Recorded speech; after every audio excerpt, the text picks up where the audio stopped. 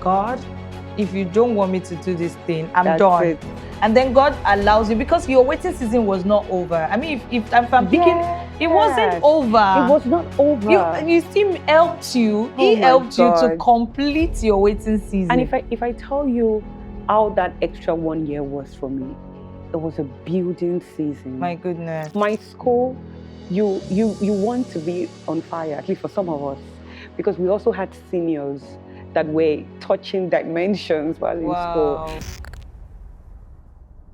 Hello, everyone. Welcome to this journey. I love to call it this journey because it is going to be a journey to becoming with our darling PMO. Of course, I'm just going to leave it at that. You understand what we're saying when we get into the conversation. My name is Blessing Abraham Akomolafe, and such a privilege to sit with an iconic woman and just dissect and go in through our journey of becoming. I'm pretty much sure that you're going to be blessed, you're going to be helped, because I mean, how best can you replicate what God is doing in the life of a person than listening to them just tell you about their journey? So that's what we're going to be doing today. And I have the beautiful, the elegant, the exquisite. We have Dr.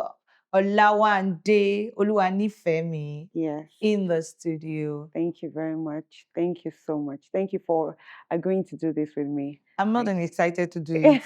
I am more than excited. Do you know what it means to go into your story? Hey, my goodness. I'm sure a lot of people like myself out there have been meaning to just, get to meet you on a more personal note. And I think that this conversation is going to give a lot of people the opportunity to do that, right?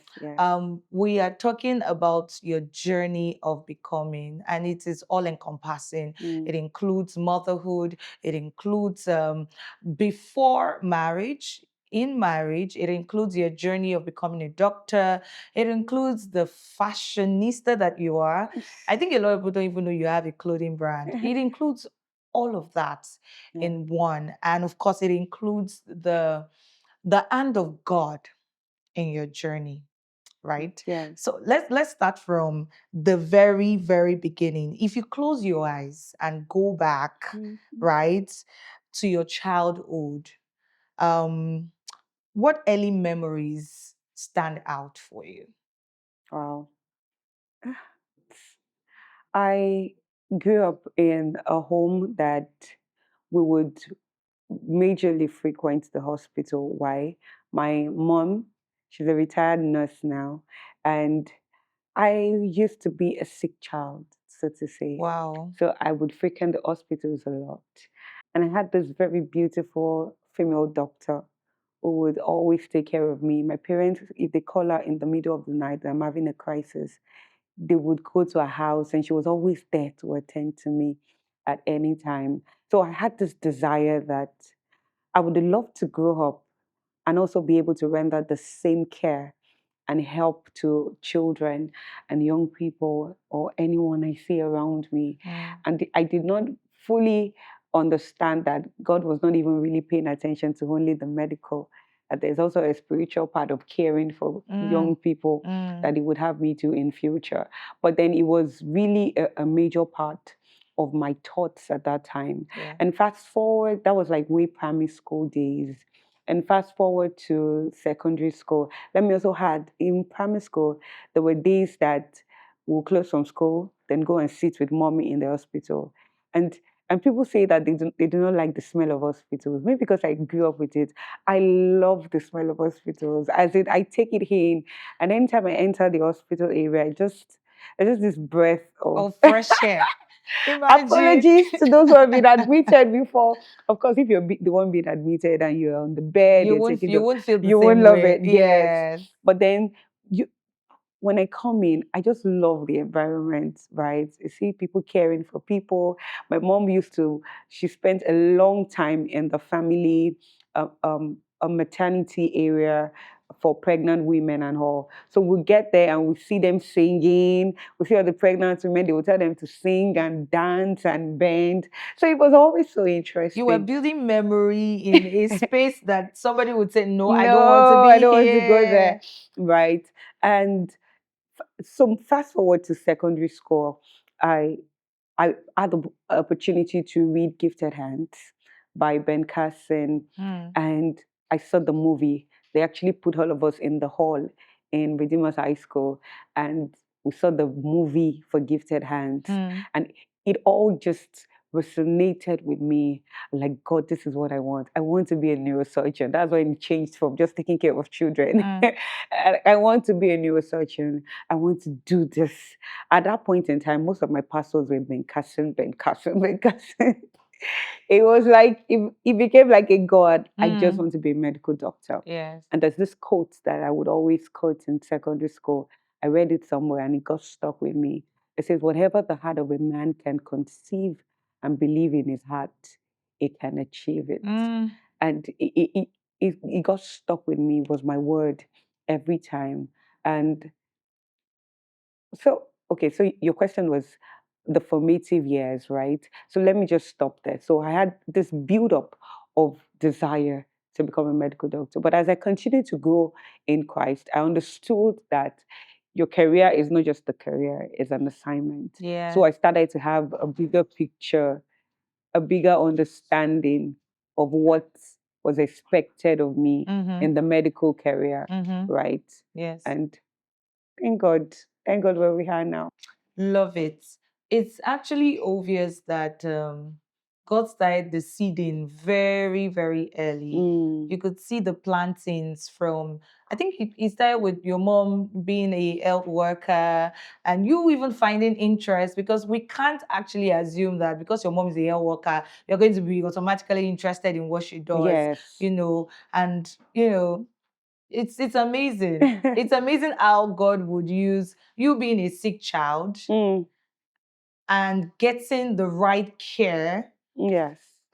She that woman, that doctor nurse now became like an idol. You know, Yes. as a child, every child wants to look up to someone. Yes. You're not like, wow, I love what this person is doing. Yes. It's amazing. Yes. My goodness. All right, now let's talk about who was young Oluwanifemi at home, in the secondary school, and how did those early values shape the woman that you have become? Now, we're not talking about the things that inspired you. Let's talk about the woman that you became in the sense in line with being a mother, a wife, a sister, a friend. Now let me help you understand it better. People actually have very funny values growing up. There are some people who just want to gossip. There are some people who actually loved God growing up. There are some people who had a lot of friends. There are some people who are very quiet, who are very shy, who are very outspoken. What was that phase like? Because the contrast. I think I heard you say one time that you were a shy person. Yes. You okay? Take us into all of that. Yes, I was such a shy child. I would naturally be quiet, normally be in my space. Mm. But what would always bring me out was the fact that I was brilliant. I am brilliant with Yeah, numbers. still brilliant, please. Right? So of course, they want to know that girl that took first position, that girl that was the second, that girl that went for the competition, Mm. that girl that was able to take the debate. So those were the things that brought me out. And apart from that, in church as well, pastor's child. Oh, she's the pastor's daughter, and all that. So I had times when I would be called out to preach and all of that. So I grew up as a quiet girl with amazing parents, so to say, loving parents. I was the type that would always mostly be found reading my books or staying somewhere quiet. And I thank God for the kind of home I grew up in.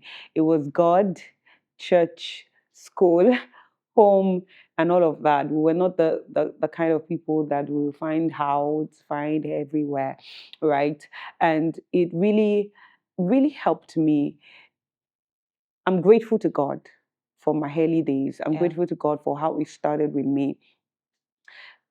From primary school, they call me pastor Wow. because That's it very early. very early.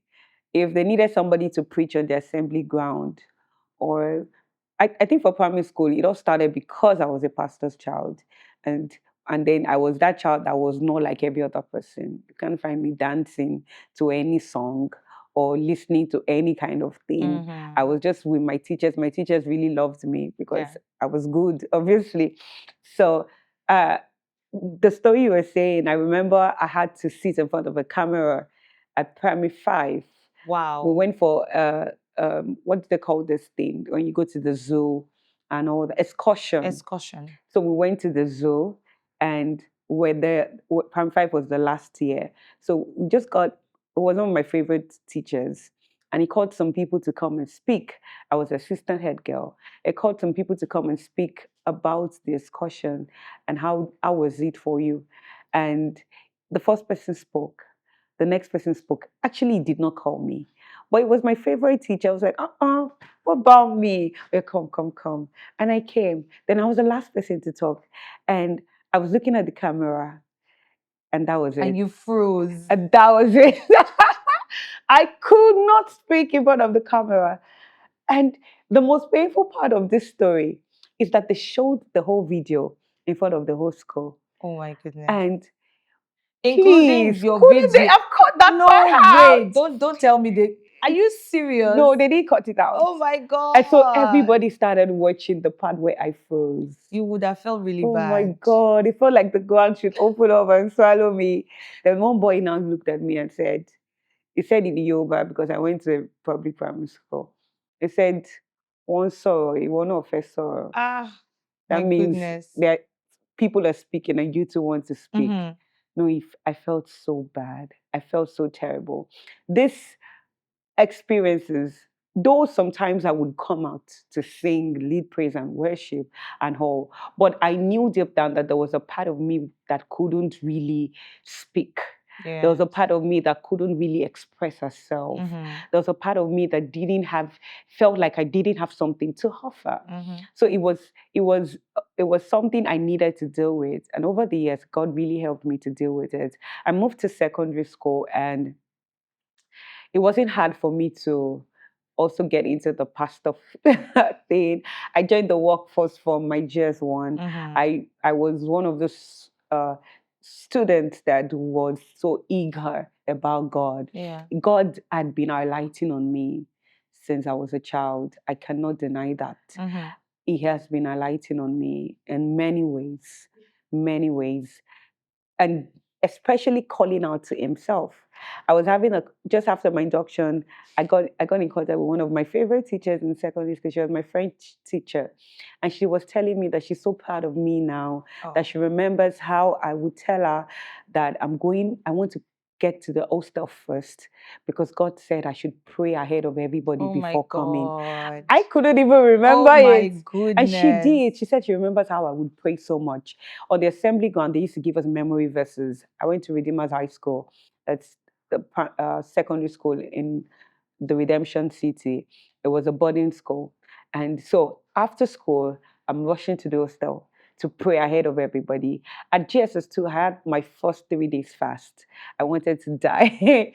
Like a marathon, I was not taking anything, even though everybody in the Wow. hostel knew that I was fasting at the end of the day because it was a lot. And everybody will eat. I would say I'm not eating.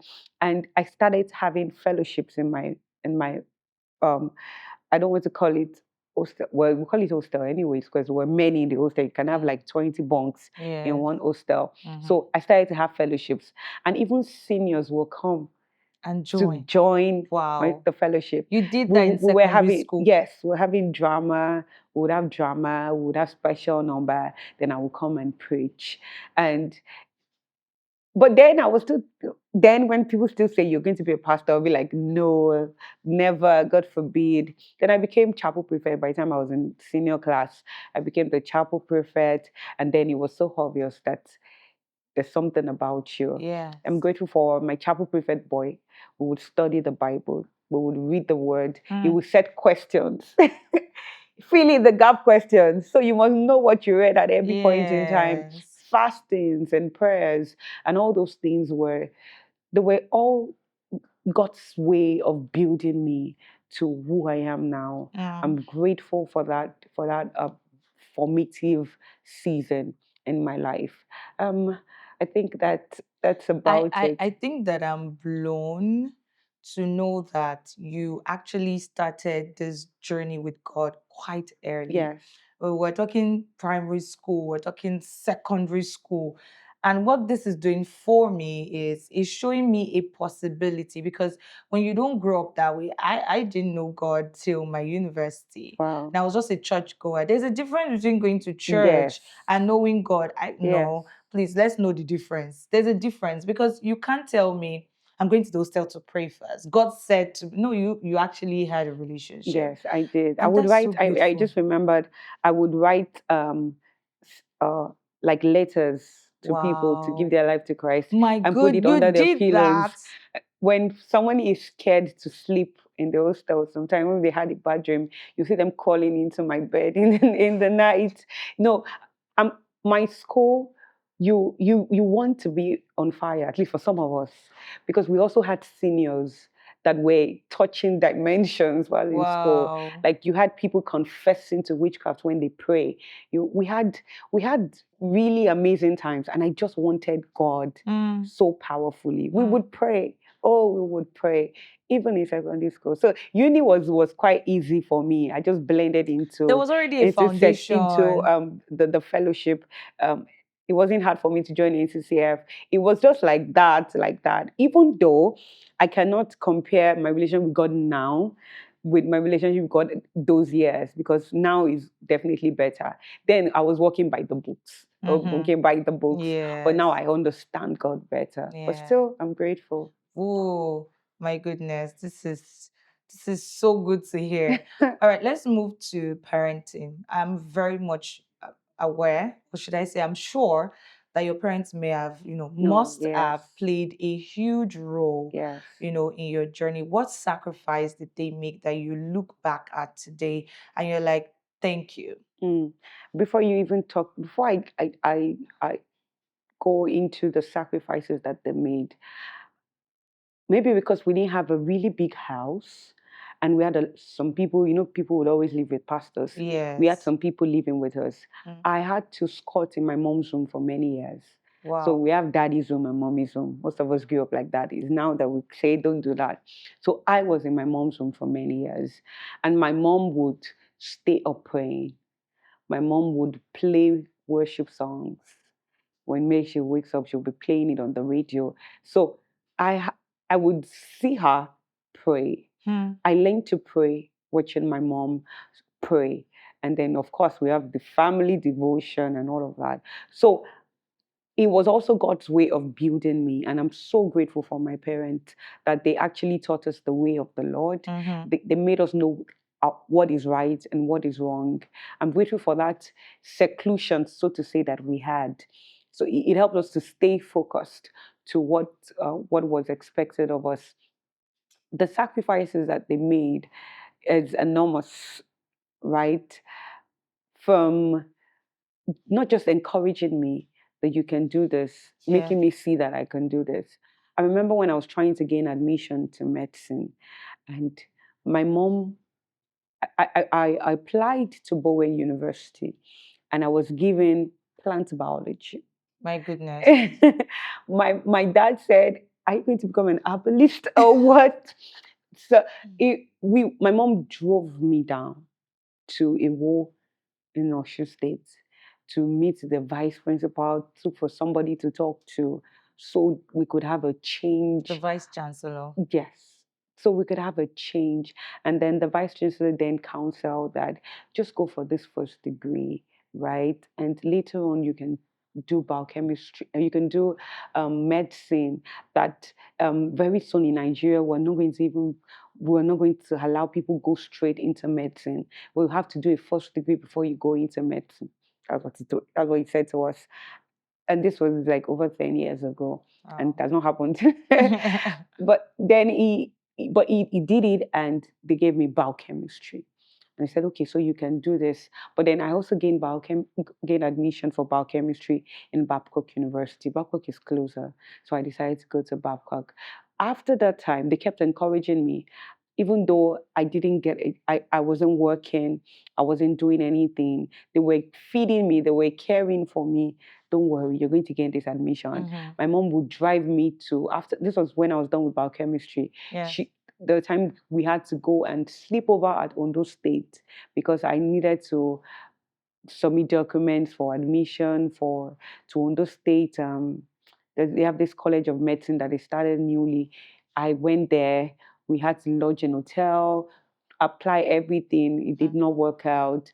The day that I went for my interview for Lagos State University, Yes. my dad drove down from Ilorin that day, Wow. took me. By the time I think he got home that day, then the next day took me to Lagos for the interview Mm-hmm. from Redemption Camp. Then the next day drove back to Ilorin. Wow. And even after when I started the degree and I had my children, the first baby, my mom said, don't worry, just drop her, go to school and face your books. My goodness. Then we didn't plan for the second baby. Second baby came. I was like, what am I going to do? This woman is already doing so much. Mm. She didn't even have a maid at the beginning. And so she was doing a lot. And I didn't want my mom to, I don't want my mom to die. I should not be the only one stressing her life like this. And she said, no Because it's a problem. lot to look over It's it. it's a It's lot a lot. to now I know what it means to have to Right? take care of a toddler Yes. because it is a lot. And she was still working at that time. So Wow. she would do everything, take the children to school, then she would go to work. And she did it for many years. So talking about my parents' sacrifices, you know, I cannot count it. I'm so grateful for them. I'm super grateful for my parents. It's how you want to do this. Okay, let me move to the next question. At what point did you move from I have this passion to become a doctor to I actually have a call? Mm, Healthcare for Oluwanifemi Olawande is not just a passion, it's not just a desire, mm. it's a call. At what point did you cross from point A to point B? Well, I would say it was a build up. Just like I said to you at the beginning, I felt like I needed to also give this back and take care of children, right? And gradually continue to move like that. There was this strong passion and strong desire that I needed to study medicine because I wanted to care for people. Mm-hmm. I wanted to people to come to me sick and then they will go back well, Yeah. right? But then as I grew in my relationship with God, I understood that career was not just a means of living, Mm, it was an assignment. yes. And then God started to show me, I think it was in my waiting season when I was done with my first degree, and I I saw myself having to wait to get back into medicine. And you at that point you start thinking, is this compulsory? Is it necessary? Do I Mm-hmm. really need to Yeah. do this? Then I saw that there was a bigger mission ahead of me, right? The picture that God would always play in my head is I'm going on missions.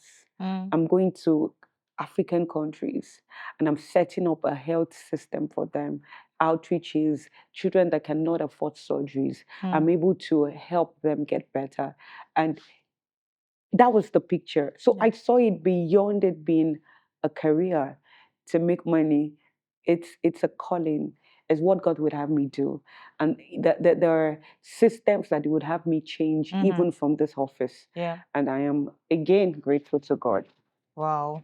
I mean, it's been a lot. I think that personally, you're my pastor, of course, but I'm just getting to know you on a more personal level, right? And that makes a lot of sense because you want to think about it. How you're a pastor's wife, you have a business, you have 3 kids.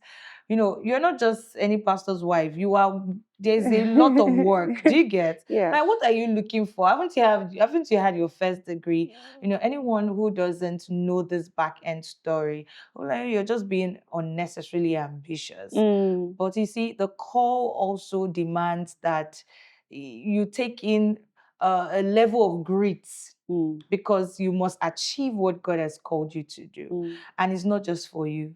You know, can you Yes. see the picture? Yes. The picture had nothing to do with you. It had a lot to do with what you're going to give back. Yes. Yes. You You're know, so right. my You're so right. goodness. So this has been really, really powerful if you ask me. Now let's look back, right? Where moments that were there any moments that you almost walked out and backed out of this quest, this journey? Because here's it, right? Some people think just because God said, Yes. they are not going to be It's going bumpy to be smooth. rides. Yeah, exactly. You know that I think this is, I don't know what your story is, but I think it's going to debunk and realign a lot of people so that you know, when that boss is stressing you and you know God's saying stay there, Mm. you will take it in Mm. because you know why you should be there Yes. in the first place. Tell us about it. Oh yes. I really, really wish that God would allow me to do something else, right? Mm, Because it wasn't easy to wait. First, the waiting to get into school, then I got into biochemistry. yeah. Then waiting 4 years to gain admission into medicine Mm, again. It was a lot to take in. yeah. People who were not as brilliant as I was in school were already doing well. Some even that wanted to go back for medicine actually went back, and they were here. I even had one opportunity to get into Uniloring. I did the post UTME. I got the cutoff mark, but somehow my name was not on the list. And there was somebody there at that time that said, "I'm pay 50,000 naira. Then pay 50,000 naira and you will get your name on the list." There was someone there calling us and saying, "I will pay for you. My The goodness. just say go ahead and I Yeah. will pay for you." And I looked at myself, I was like, no, This is not it. no, this is not it. This is not how I want to get here. Mm, If God is not the one giving me this admission, then I don't want it. mm. And I told her, no, no way, I'm not doing it. If it means I'll wait another year, let me wait another year.